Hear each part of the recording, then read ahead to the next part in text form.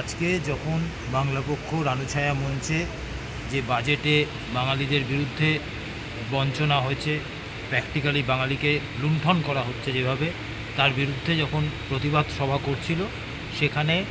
আমাদের প্রতিবাদ সভা যখন চলছিল, সাধারণ সম্পাদক বক্তব্য রাখছেন, তখন এক বহিরাগত এসে সেই সভাকে বানচাল করার চেষ্টা করে এবং প্রথমে সে বলে যে কেন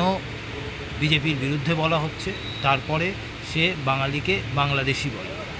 আমরা আইন এবং সংবিধান মেনে চলা একটি সংগঠন। আমরা যেটি করেছি খুব সাধারণভাবে আইন মেনে যেটা করা উচিত, আমরা যেহেতু সেটা হেস্টিংস থানার মধ্যে একটি এলাকা, সেই হেস্টিংস থানা এলাকায় হওয়ার জন্য আমরা হেস্টিংস থানায় এসে একটি অভিযোগ, একটি এফআইআর আমাদের অভিযোগ দাখিল করেছি, আমরা অভিযোগ দায়ের করেছি এবং আমরা এই যে মামলাটি দায়ের করলাম, এই যে অভিযোগ দায়ের করলাম, আমরা কিন্তু এই অভিযোগের পরবর্তী ফলো আপ করব এবং আশা করব, আমাদের ভরসা আছে পুলিশ প্রশাসন এর সদর্থক ব্যবস্থা নেবে এবং যে বাঙালিরা এই ভিডিও দেখছেন তাদেরকে তাদের প্রতি যে বার্তা, যখন এই রকম ঘটনার মুখোমুখি যদি আপনারা কখনো হন, অবশ্যই বাংলা পক্ষকে জানান এবং নিচে আইনানুগ ব্যবস্থা গ্রহণ করতে সক্ষম হলে সেই আইনানুগ ব্যবস্থা গ্রহণ করুন। জয় বাংলা।